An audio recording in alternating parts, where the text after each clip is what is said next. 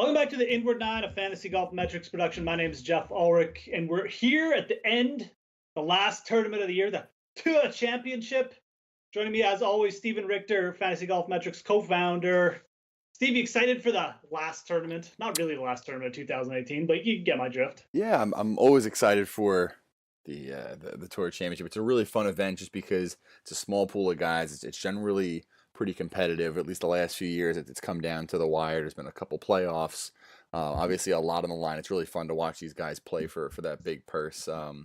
It's tough to kind of look at from a handicapping perspective because you have 30 of the best players in the world playing. So I mean, really, any of these guys can win. I'd say I wouldn't be surprised if I could probably pick 20 to 22 of these guys, and wouldn't shock me if they won. So it's going to be interesting to kind of break it down, but it's always a fun event to watch.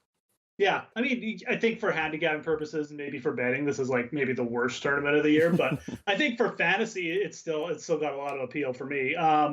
But you're right, like it's actually one of the more exciting events. I think. I mean, they're playing for $10 million. Like even if it's not like that huge a deal to the players, although I guarantee it is. It's just exciting to see players play for that much money. I mean, there's a lot of pressure. It's a different kind of pressure. It's not like major championship glory, but it's a lot of dough. So I like it. I mean, it's always something. Even with football on, I always catch like the Sunday of this event. So definitely kind of a cool end to the year. Before we get any further, let's just talk about the site a little bit, fantasygolfmetrics.com. Obviously, we still got the deal going on. You get basically, if you subscribe to the yearly option right now, it's $109. You get it through 2019 though. So you're starting now, you get basically an extra what is that, like 3-4 months? Yeah, Right? it's like 15 and a half months, almost 16 months that you're going to get it Yeah. for less than the normal yearly because we want to make sure people are engaged through the fall, and we're going to give them a little bit of a deal to hang around, and then you get all in next year. Basically, if you're planning on doing any fall DFS or any fall fantasy, like it's a no-brainer. I mean, it works out to like, I don't even know, nothing per month basically. But you're basically getting the fall season for free, which is awesome. And then you get all the way through 2019. So definitely check that out. $109, fantasygolfmetrics.com. Make sure you do check out that deal. And then the second thing is just with the one and done, you're doing some updates, eh? Yeah, I mean, we've been kind of tweeting it out here and there. Nothing too crazy, just a little bit of functionality, being able to track different segments, different features for the administrator, being able to re-up the season, make sure everyone that's on the site now is able to kind of go right into next year. And because we are going to have it ready for the fall, last year we actually started it in January, so we're going to have the fall season ready to go, and we should have that live, which has been on our testing server for the last 2 weeks or so. But I'm hoping by the start of the Tour Championship. But yeah, sometime this week, make sure you're checking out our Twitter feed, and we're going to be posting that to make sure it's up and ready to go for the fall season in a couple weeks. Awesome. Yeah. And I mean, again, if you're thinking of starting a one and done, league, or you have any interest in that, or someone who does, I mean, the site is amazing for one and done. It really is. It's so simple. It's clean interface. So again, just check it out. Even if you're just planning on doing a fun one, I'm sure might have something starting up in January. But I guess I probably should have mentioned the one and yeah, site, the one and done site on what we have the platform. It's free. It's not. right. Yeah, It's that's the other thing. you don't have to be a member. You don't have to subscribe. Yeah. If you're hosting a one and done league, just hit me up on Twitter at FGmetrics. If you want to send us an email, fantasygolfmetrics at gmail.com. We can get you set up. We'll do it for you. If you have someone that runs the league, let them know that if they're doing it by spreadsheet or by email or whatever, it's all automated. It's updated every week. A lot of cool features, but again, the main thing is it's free. A lot of other sites, I know they charge, and I feel like we offer the best one and done product. And considering it's free, I don't know why you wouldn't be on there. Yeah, absolutely. I mean, it's good point. All you have to do is sign up for a free, not membership profile on the site, and then you're set. But it doesn't cost you anything. You just have to sign up on the site basically. So definitely check that out. But yeah, let's get into the Tour Championship. Obviously, only 30 players to talk to, so we'll probably just basically go through every player or something like that, and see what's happening with these guys. I mean, obviously we have had a week off. Going back to the BMW Championship with the playoff between Justin Rose and Keegan Bradley. Justin Rose coming in here as the most expensive player on DraftKings. He finally overtook Dustin Johnson, 11-4 for Justin Rose. I feel about old Justin. The survival guide didn't like him that much, did he? Yeah, it's hard to say. I mean, the guide has him, in the second class. But again, when there's 30 guys, I mean, that means we Yeah, basically we have him ranked 10th overall. I will say, it's tough to kind of use the model with this kind of field and the way the sample size is and the way there's, it's 30 players. He'd probably still be around 10th or better if it was a 160 person field. So in right. that Yeah, sense, he's up there. But it's tough because the one thing that's going against his record in terms of just the statistical analysis is what happened at the Northern Trust. Obviously, he's coming off back-to-back second place finishes. A strong performance of the PGA, so it's kind of hard to use a strict model because he had negative 6.2 strokes gained putting at the Northern Trust. So that's the one thing that held him back. So you look at the putting, and if that's going to be an issue this week, which I don't think it is, based on his last 2 weeks, he's one of the top putters in the field the last two times out. He probably should be a little higher up, but we don't really mess with the model too much, so that's where it has him. But yeah, I mean, listen, he's coming off back-to-back second place finishes. He just took number one in the world. Obviously, he's real proud of that, and he's the highest priced guy.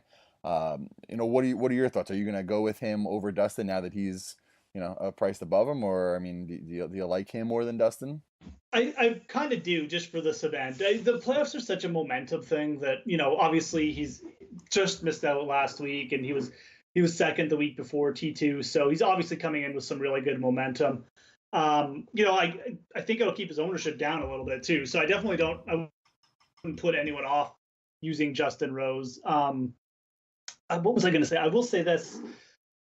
I like going a bit more balanced approach. Like I don't have an issue fading like the top two or three players this week. I think that's fine. I think there's just so many players in the 8K, 9K range that are just playing so well right now that you don't necessarily need like a huge piece of Justin Rose. So yeah, it's interesting. I mean, Rose feels like he's kind of due to win something big. Although I guess he's won the Olympic gold medal, but yeah, I don't know. It's weird to see him up there above Dustin. I guess is the only thing I'll say. Moving on. I mean, what are your thoughts on Dustin? I mean, all this off the field stuff, like his Instagram photos getting deleted by Paulina Gretzky, and alleged allegations of off the field stuff. I mean, do you feel like he's going to be like 5% now because people are just gonna be like, oh, he can't play because he's distracted or something like that? Or well, what's your take? I'll be honest. I like Dustin this week for a Yeah, couple reasons. And addressing what you mentioned, I think that's a decent explanation for some of the inconsistency that we might have seen over the last month or so. I mean, listen, we don't yeah, really know what's right, going on, but yeah, from what I'm seeing, the overall trend in the ball striking is on the way up. The putting is really been what's holding him back, so that's kind of hit or miss. So the fact that it's changing, from bent grass to Bermuda, it might give him a little different look. It's been an extra week. He did technically, address something. So maybe just, listen, for as much emotion that he normally shows, the fact that he yeah. addressed it, that might be getting it off his shoulder. So listen, it's really tough. When you talk about the personal lives of these guys, I think everyone forgets that there's a lot going on. I mean, I'd hate to see that be the reason that, things aren't going so well for him. Obviously, it's been a pretty, popular relationship over the years. He's engaged, he's got a couple kids, high in the media with a lot of that. But in terms of performance, I think the extra week off helps him kind of regroup. The change in putting surface gives him another look, considering the putting's been bad. But if you just look at the pure ball striking, it hasn't been that bad. Um, Yeah. so given the fact that there's all this kind of negative energy out there about him, I do like him. Given the price, given what Rose is in the last 2 weeks, and I think it's a great play. I think he could be, one of the lowest owns you'd see Dustin Johnson, especially given this kind of field. I think it could be Yeah. tough at the bottom to make up for that price, but if you're gonna go for it, if you're really gonna go for that contrarian play, I like it.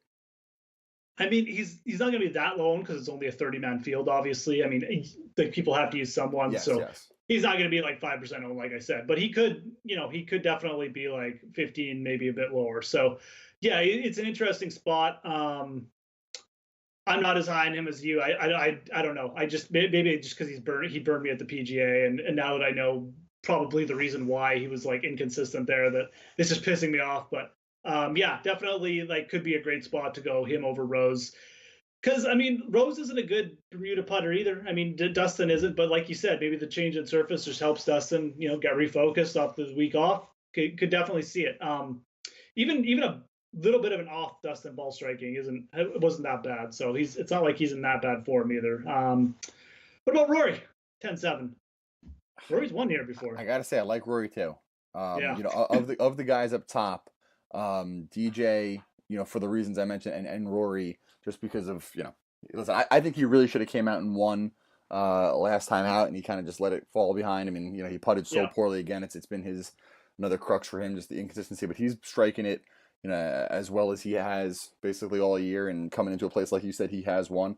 Of the two guys at the top of the price range, those are the two guys that I'm interested in. Rory, because of what I think he should be able to do, and then DJ, like I said, just for the contrarian aspect. But definitely like Rory. Kind of a weird year for Rory. He had the one win, right? Like just the one win. Am I missing something? I can't. No, I forget it. I think that's all I see. Yeah, from Arnold Palmer. Had some really close. Like he just about won the BMW PGA, and I mean, he actually played well in a couple majors. But yeah, I mean, weird year for Rory. Flashed some insane form at times, and then he was just like kind of meh. But yeah, I mean, I could see it. He was killing it last time out. I feel like if Rory doesn't win this week, he'll probably win a couple times in the fall, because he was definitely in good form last time out. Like he was crushing it off the tee, which is what we're used to seeing with Rory. He was weirdly inconsistent with ball striking this year, so we'll see. I could definitely see him getting going in the fall. Okay, what about Justin Thomas? The ever underrated Justin Thomas. Well, again, we have him ranked third overall, so he's not underrated for us. Yeah, we're not underrating. Exactly. This has been the theme. I feel like every single week he's in the field, and he's been in the field a lot recently. We talk about this. Justin Thomas, he's not out there, he's not in the lead, he's not winning, but every single week he's posting a top 20, top 15, top 10, and he's right there. I mean, we have him ranked second in form, despite the fact that he hasn't won. So, over his last 6 starts, 5 made cuts, 21.8 average finish, he's right up there as good as anyone. So, given he's basically defending FedEx Cup champion, he has a chance to win it again, be the first time since Tiger Woods did it. I think he's really motivated to make that happen. He's been posting some social media of him, working on the putting, working on some stuff. I feel like when someone like him, he posts a lot of social media, and it's usually fun stuff. When he posts stuff of him actually working on his game, I feel like it means he's focused, because that's his outlet. Right. If Justin Thomas won this week, would he be Player of the Year? That's really it's such a tough. I mean, that's a great conversation to have as we kind of go through some of these guys. Well, the reason I ask is because it leads me to the next guy, who's Brooks Koepka, who, if he wins here, he's Player of the Year. Yeah, like it's not a question, right? 2 majors in the Tour Championship, he's got to be. Well, yeah, I mean, I think right now, if it ended, you're giving it to Brooks. You kind of. Yeah. I think it's hard to talk. It's just like if Dustin didn't win a major, Justin Thomas didn't win a major. Who else is out there? I mean, like Patrick Reed, no, because all he did was win the Masters. I mean, you got Molinari. I don't know. If Bryson goes out and wins, I think he's in the conversation. Obviously, he's won 3 of 4 in the playoffs, plus another win on tour, plus winning the FedEx Cup. I think that there are a couple guys that have to win this week to make it happen. To even get a chance, exactly. Really. I think if Dustin won, Justin Thomas won it, or Bryson won, they'd at least get considered over Brooks. Because, look, I mean, Brooks is I'd still take Brooks this season over any of those guys, because 2 majors, obviously. But at the same time, like, Player of the Year is based on your yearly, and we're counting wins here. So I could definitely see Bryson, because he had such a good playoffs, like so dominant. If he won, I'd still probably say Brooks should win. But I feel this is why I like Brooks this week too, because if he wins, it's just like I think he might get to number 1 in the world too. So it's a big week for Brooks. Like he get Player of the Year, the $10 million bonus, and number 1. Like everything is there for him to take this week. Like he can run the table. So I'm still on him. He's like first. If you go back, I think 5 or 6 weeks, he's still first in the field in strokes gained tee to green. It's really just the putter. And I'll throw this out. Tiger Woods is first in the field, strokes gained putting on Bermuda. Guess who's second? Is it Brooks? It's Brooks. Yeah. And we're switching to Bermuda, and his putter's been the Achilles heel for him like the past 2. So, hey, he's my only bet this week. I mean, as people probably already guessed, but I've been on him too. I mean, I feel like I'm pot committed, but I really feel like his game has been there. It's just he just hasn't got the putter going. So we'll see. I like it. I mean, well, I think he's shorter. I think he's longer in odds than Justin Rose this week too, which I find hilarious. But yeah, Well, yeah, I mean, I don't know what the numbers have changed. I mean, we posted the guide initially with some numbers. They may have switched. I mean, I have Rose showing as the favorite from the last yeah, odds. I don't yeah. Rose is 8-1. Okay, so I have him at 7, 8-1 in that range. Brooks, I see it And around 12. Brooks is around 12. I haven't checked too many books, but just the one I brought up is he's 12. And he's bigger in price than Rory, he's bigger in price than Dustin. He's bigger in price than Justin Thomas. So yeah, give me some Brooks this week. No, I like it. I mean, he rounds out our first class. So I mean, and yeah, absolutely. I mean, that point about him switching to Bermuda and given the putting has been the issue. I like that narrative. And then move on to the guy I just mentioned, who is actually a better Bermuda putter than anyone else, is Tiger Woods. Yeah, I mean, he just had his sixth finish of sixth or better on tour. Yeah. He's third in form, second in history at this course. I don't know what else to say. I mean, in 6 starts, his average finishes in his last 6 starts, his average finish is 18.2. Yeah. That's really good. It's really, really good. I don't know. I was looking at the scenario today on how Tiger can win the FedEx Cup, and it feels like a lot of things need to happen, but really only one thing needs to happen, and that's DeChambeau needs to be outside of 15th. So that's the one kind of longer thing, but the other guys just need to finish like outside the top like 3. Right. So right. so it is a handful of things that need to happen, but as long as DeChambeau finishes outside the top 15, which listen, we have him ranked number 1. I expect him to play well, but it doesn't mean it can't happen. Tiger goes out and wins, that would be something, to have him go out and win and take this down. I think it'd be fitting. I think he kind of deserves it. I think he deserves to go out and win this week, even though it's a limited field. You might not feel like it's the biggest win he could have. He's put himself in position. He's obviously worked incredibly hard. There's no reason to think he can't go out and win this week. So for him to go out and do it would just cap off the year, and I think put him in a good mindset heading into next year. It would be pretty awesome for him to like win the final event of the year, like after the progress and the close calls at the majors and stuff like that. Like it would be pretty fitting for him to win. I can't disagree. And again, I mean, like he's up there for us. I mean, he's just at the very top of the second class. It's not like there's really anything wrong with his game. He hasn't really mixed a good putting weekend yet, like recently. Could easily do that. I mean, it's a change in surface for him this week too, right? Like I said, he's career-wise, he's got the best strokes gained putting on Bermuda. So this is possibly a really good change for him too. Yeah, Tiger, Brooks. If I do bet anyone else, it might be Tiger, to be honest. Like if I decide to put in 2 bets, but yeah, I can't say Tiger is much behind Brooks for me right now. So Ricky Fowler, 9,100. Yeah, I mean he's a guy that I guess people really weren't sure what was going to happen last week. He finished 8th, so really strong comeback. I mean he's coming off an 8th, a 12th, and a 17th. His last 3 starts. The putter was firing last week. That's what kind of kept him in the mix.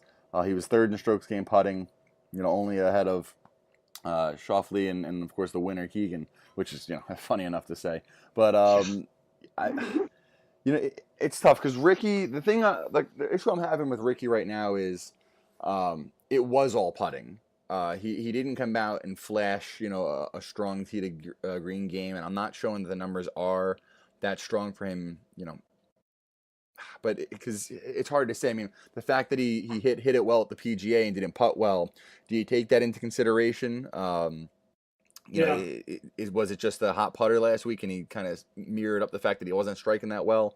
It's just a week where I think I'm going to stay away. I think so too. And I mean, for me, like Fowler just feel like he's probably happy to be here, like with the injuries and the bad season, and he's on the Ryder Cup team. He's probably just happy to make the Tour Championship, focus on the Ryder Cup, and then he can reset, right? Like, so I'm just not expecting much from Ricky this week. If he comes out and like plays really well again, it'll be interesting, but I won't be on him. That's pretty much it.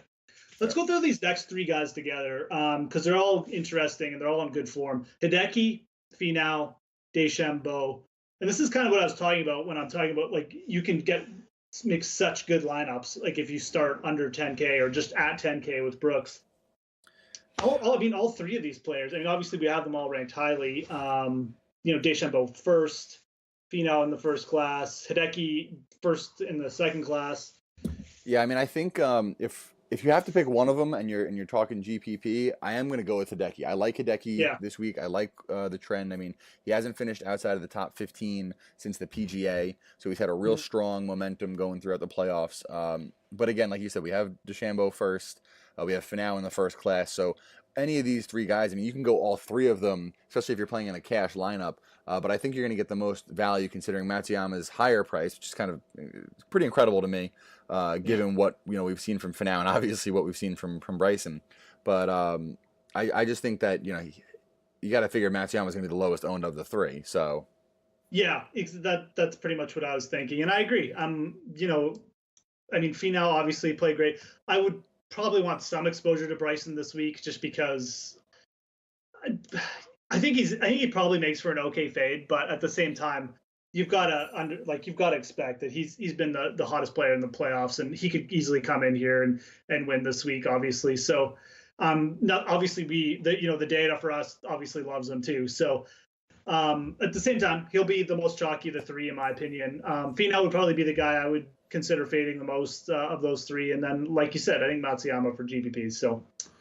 Let's keep this theme going. We'll go in threes for the next one too, because I'm not really high on any of these next three. Well, maybe one of them, but Molinari, Day, Fleetwood, any of these three do it for you? It's interesting to me. I guess I shouldn't be surprised. This is the first time Molinari is playing in this event. Yeah, I know. I mean, Fleetwood, kind of a younger player. I mean, the talent's obviously there, but it doesn't surprise me just because you feel like you've seen Molinari's name for a while in majors and other events. You'd expect him to be here. Of those three, it's incredible to see where Day has fallen. I feel like that's the narrative over the last month. Just talking about Day and the price, but we actually have him ranked the worst out of the three of those, and we have Fleetwood the most, the highest, and Fleetwood is the guy that we've been riding for a while. And I think that's the guy that I would go with in that pair of three. I think it's pretty clear. Yeah, I could get behind a little bit of Molinari. He did play pretty well last week, especially his last three rounds. So I think Molinari is, maybe an interesting GPP sprinkle. I'm not going to touch Day this week. I think I pretty much agree with the data here. He doesn't have like the greatest course history here either, and I just feel like these other two players are such good ball strikers. I think they're better course fits right now too. So yeah, give me some Molinari maybe, but Fleetwood definitely play at 7,900. Now we get to the real juicy stuff, because we got some players here in insane form. Jon Rahm, who's actually an insane price at 7,700, and then Webb Simpson, Billy Horschel. So before I even throw it to you, I mean, Billy Horschel is just, T3 at the Northern Trust, and he got sick, and then he just came back and like almost won T3 at the BMW. Before that, he was playing well, first in T degree at Wyndham. How do you fade this guy this week? He's been seventh and first in two appearances at this event. It's incredible. I mean, I know that I know certain people could argue with me that you can fade him, and it's just at 7,300. I mean, how do you? He's gone 3-3-11, and it's not like we're getting Billy Horschel at the Zurich Classic after finishing third, 11th in like regular tour events. I mean, he's playing against the same people he's playing against this week. So what I don't know what argument there is to make. I mean, I feel like he's got to be given. It's going to be one of the highest ownership numbers we've ever seen. Because listen, when you take the whole field, the sum of the ownership has to be about 600%. So it's going to be inflated because of the type of event with 30 guys. I mean, what is Billy Horschel going to be owned? 60-70%? Yeah, he might. I could definitely see him cracking 50. So 30-man field. So it'll get pretty insane. I could definitely see 60. That's kind of how I'm feeling too. I mean, it might get a little bit lower than we think, just because obviously people start getting worried about being contrarian and stuff like that. But you can do that in so many other areas. So yeah. I think I like Simpson though. I do like Simpson too. I like Webb. I think I like Webb as a pivot there. Sixth last week or 2 weeks ago. The 49th at the Dell, fine, but he's coming off a great year, obviously. Yeah. The win at the Players, second at the Wyndham recently, so he's been in form. 19th at the PGA. He's keeping himself in contention. I feel like Webb the web of old or the web that's not that hot, will have some good finishes and have some bad finishes. His level of consistency this year has been the most impressive thing because Webb has been a guy that's shown that maybe he isn't that consistent. So at 7,500, I really like it. I think that's the same argument I would make against Rahm just in this, three-way, three-ball, you want to call it. I think he's obviously the most talented. I think people would argue of those three, but it is a consistency issue with Rahm. Yeah, and it's almost like the Ricky Fowler thing, right? Like he's made it, he's happy to be here, but he's just not really in the form that's going to see him take down an elite 30-man field right now. So even with the price discount, although I admit the price discount is pretty tempting, I'll probably stay away. But yeah.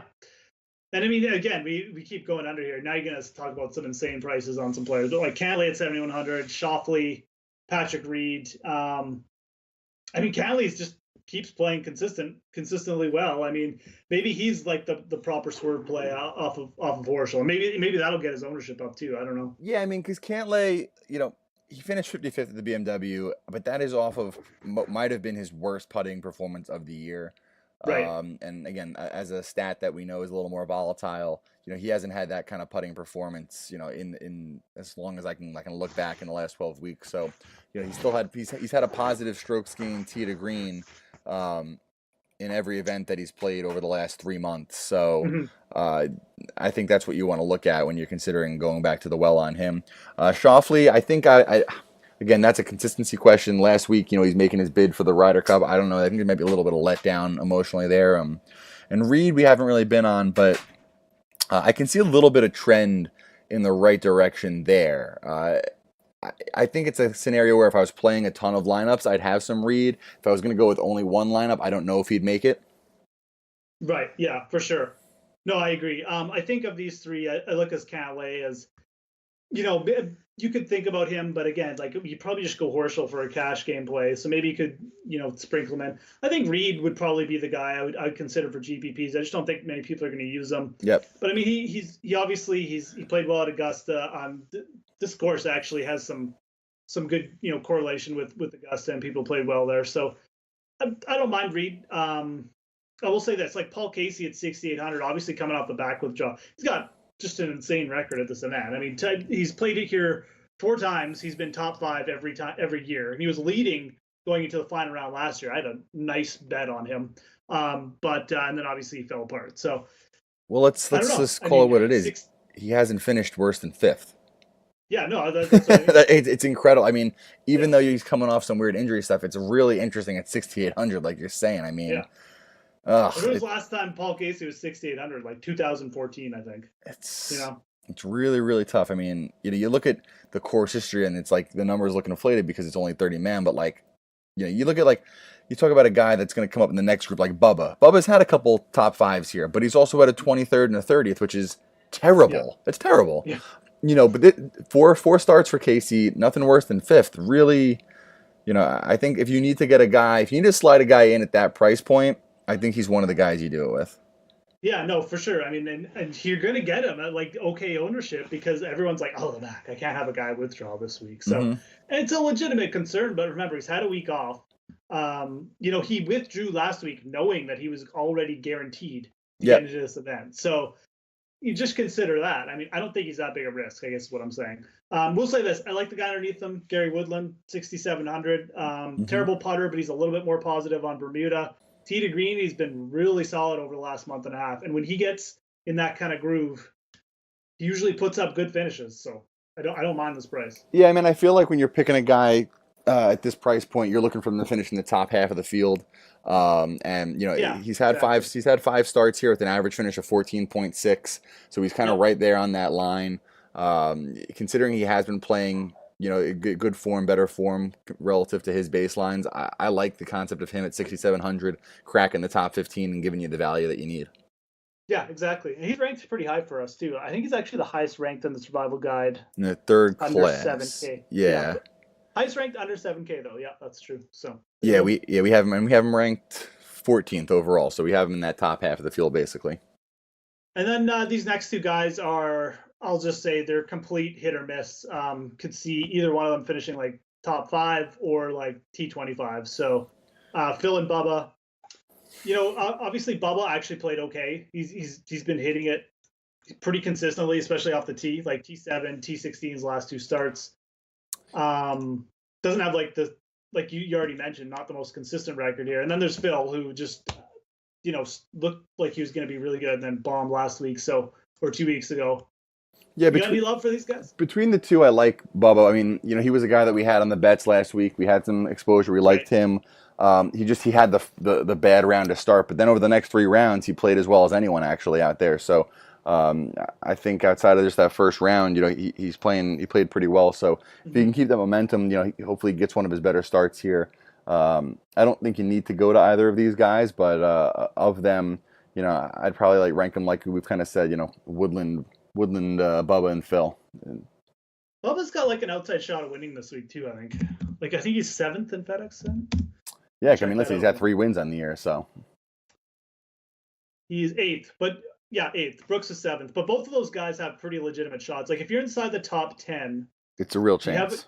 You have a real chance. Like basically, you just need Bryson to I think Brooks only needs Bryson to finish not worse than T2 or something like that. So it's not that big a deal. It's so yeah, Bubba's got a real shot. No, I mean I think Bubba should definitely be on your list. I wonder how chalky Bubba will be. He might be a little bit chalky, but could see people just kind of ignoring him too. It's the player I would go to in this range though, for sure. I feel like I like him the best. I like Woodland, but Bubba's upside to me, it's got to be a little bit better. So okay, bottom of the field, obviously we got about 8 guys left here. Well, I mean, let's touch on Cam Smith first, because obviously he was a huge letdown for us at the BMW. You getting back on him? It's hard to say. I mean, I don't mind going back to him. I mean, again, he was the number 1 putter over the last 3 months heading into the BMW, and that is what his game. He's always been a better putter than a ball striker, but then he didn't ball strike, and he actually was one of the worst putters in the field last week, which he can't have. So that's how you had that regression. I think he bounces back. I think it's one of those scenarios. I mean, we've talked about it if you've been listening to the pod over the course of the year. There's a plateau for some of these guys on the high end, and if you took part in him over the last few weeks and you got that back-to-back thirds, then I think you're probably going to get the most out of him. I don't know that I'm going to go back to him this week. Yeah, and I could see him being a little bit chalky too, because people are oh well, he's got to bounce back here. So I'd rather just pay up $100 for Bubba, personally. So kind of with you there. Yeah, I don't feel like they necessarily need to get on a semi-chalky Cam Smith. Leishman, Keegan, Aaron Wise, Kyle Stanley, Kevin Na, and Patton Kizzire, who somehow made the final. Those are your options left. Yeah, I mean, got any preference? Kizzire, I mean, listen, I was going to try and make an argument for going Kizzire or nah, just for saying if you needed 6,000 to make it in, but I can't do it. I mean, listen, Kizzire made it in.